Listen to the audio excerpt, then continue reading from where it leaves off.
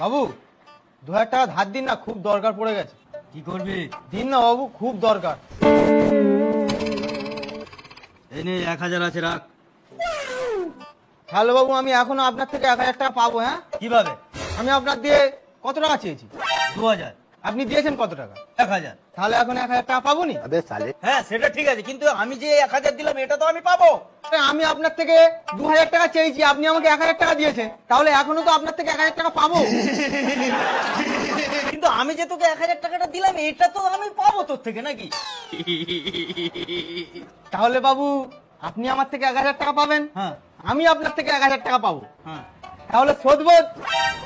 ঠিক আছে বাবু, আমি তাহলে আসছি। এই তাহলে খাতায় কত উঠবে?